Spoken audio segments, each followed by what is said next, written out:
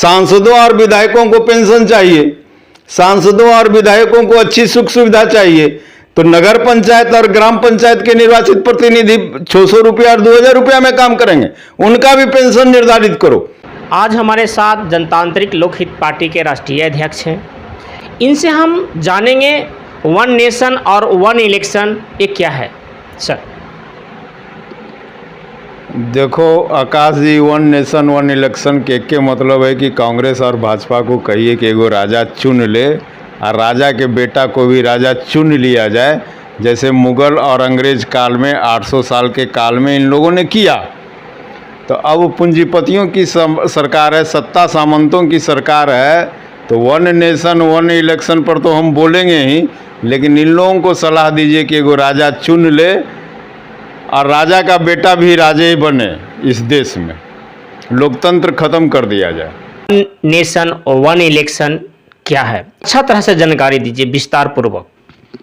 One nation और one election का जो प्रस्ताव आया है, और इसके लिए भारत के पूर्व राष्ट्रपति रामनाथ कोविंद जी की अध्यक्षता में एक कमेटी गठित की गई है।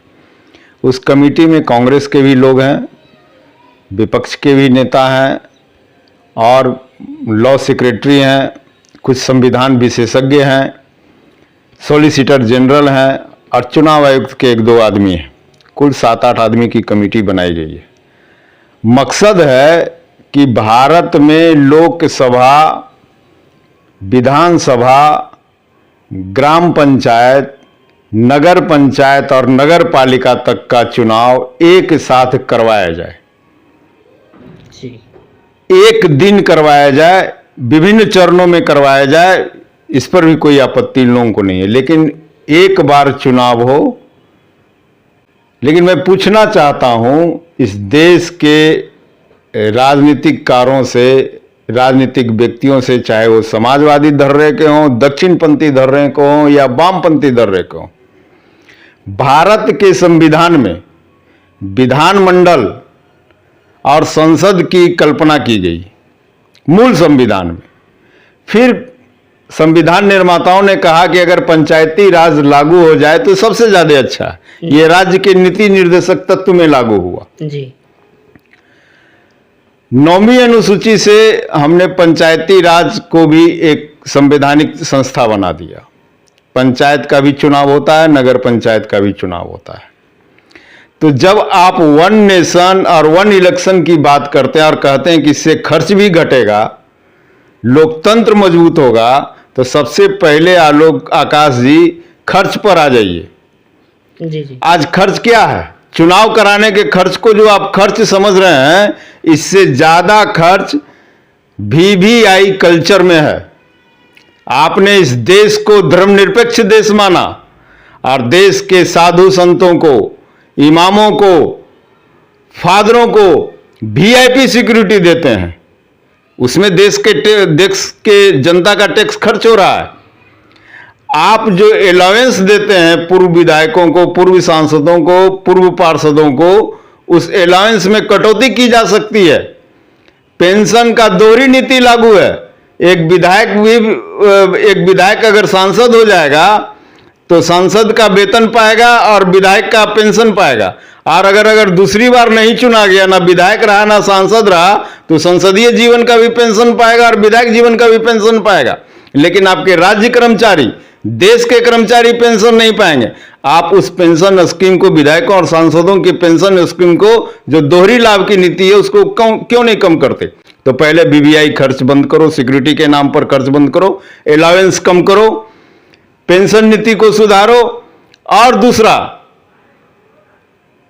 वन नेशन और वन इलेक्शन में सबसे बड़ी बात है कि इस देश के कुछ राज्यों में एकल विधानमंडल है, वहां विधान पार्षद नहीं है।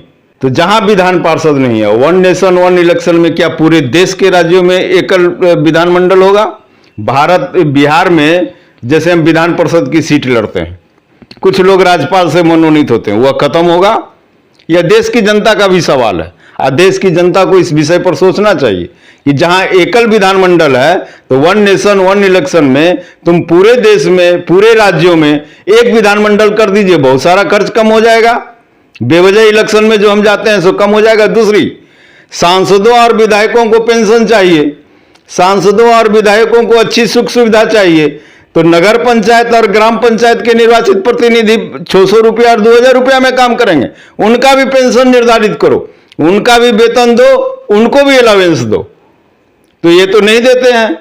और ग्राम पंचायत और स्थानीय निकाय की मजबूती ही लोकतंत्र की मजबूती होती है। हमने मौर्य पीरियड का, चोल पीरियड का हमने जो इतिहास पढ़ा है या जो जाना है पुरातत्वीय अध्ययन से, ऐसा लगता है कि वहां स्थानीय प्रशासन बहुत मजबूत थी, इसलिए वो उन लोगों के शासक भी बहुत मजबूत थे। वन नेशन वन इलेक्शन जनता के हित का है या नहीं sir? One nation one election कभी जनता के हित की बात नहीं होती, हम यही बात कहने जा रहे थे। दूसरी आप कह रहे हैं कि लोकतंत्र, तो लोकतंत्र की खूबसूरती यही है कि समाज के विभिन्न वर्गों के लोग समरसता को रखते हुए रखें। यानी अगर एक माला पिरोया जाए, एक माला बनाया जाए, तो कई तरह के फूल, छोटे फूल, खराब फूल, अच्छे फूल, सुगंधित फूल का एक माला बनाया जाए, ये लोकतंत्र की खूबसूरती है। सामाजिक समरसता लोकतंत्र की खूबसूरती। एक बार अगर इलेक्शन हुआ, लोकसभा से लेकर ग्राम पंचायत तक का, नगर पंचायत तक का, वार्ड का, तो सामाजिक समरसता सबसे पहले खत्म होगी। लोकतंत्र मजबूत होने के बदले राजतंत्र और पूंजीवादियों के दलान का नौकर इन विधानमंडलों में जाना शुरुआत कर देगा, तो यह जनता के हित में कभी नहीं हो सकता है। जो पूंजीवाद के समर्थक लोग हैं, अगर वो चुनाव जीते वन नेशन और वन इलेक्शन में, तो यह लोकतंत्र और जनता के हित में कभी नहीं होगा। हम लोग यह मान के चले हैं, पूरे विश्व के इतिहास का भी अध्ययन कर लीजिए, जो देश धर्म को अपनाया, जो देश जात को अपनाया, वह देश कुछ दिन तक लगता है कि सुख भोगा, राज किया, लेकिन अंततः उसका पतन हुआ। कोई भी धर्म और जात की राजनीति करने वाला 10 वर्ष से ज्यादा शासन नहीं चला पाया। यह हमारे विश्व के इतिहास का, भारत के इतिहास का यह है। तो लोकतंत्र मजबूत कमजोर होगा तो स्वाभाविक है कि जनता के हित की बात नहीं होगी। इसलिए वन नेशन कांग्रेस और भाजपा की चाल है। जिन लोगों को लग रहा है कि कांग्रेस की चाल नहीं है, कांग्रेस के शहजादों से समझ लीजिए, उनके रणनीतिकारों से समझ लीजिए, आखिर वो क्यों तैयार हो गए कोविड कमेटी में अपना रिप्रेजेंटेशन देने के लिए, और उनके शहजादे सारे मुद्दे पर बोल रहे हैं। तो वन नेशन वन इलेक्शन पर विरोध क्यों नहीं जता रहे हैं? इंडिया तो बन गई, गठबंधन तो बन गया। इसलिए वन नेशन वन इलेक्शन सत्ता सामंत और पूंजीवादियों की चाल है, जो भाजपा कांग्रेस के छिपे हुए समर्थन से इस देश में लागू करना चाहती है, लोकतंत्र समाप्त करना चाहती है, आम जनता की सामाजिक समरसता को खत्म करना चाहती है।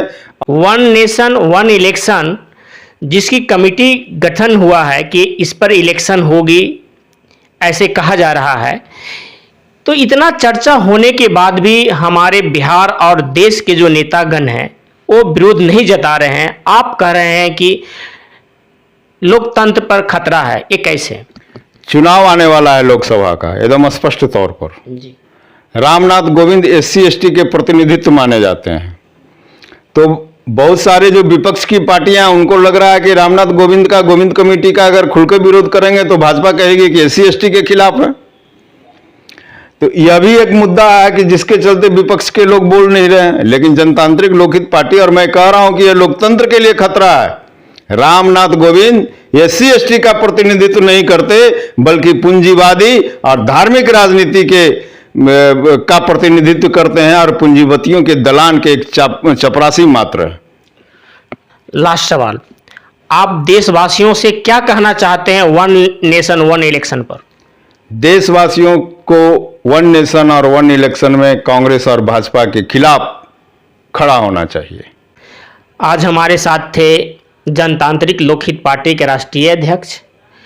देश में one nation one election committee गठन हो चुका है, उस पर चर्चा कर रहे थे, बता रहे थे कि हमारे देश में वन नेशन वन इलेक्शन लोकतंत्र पर खतरा है।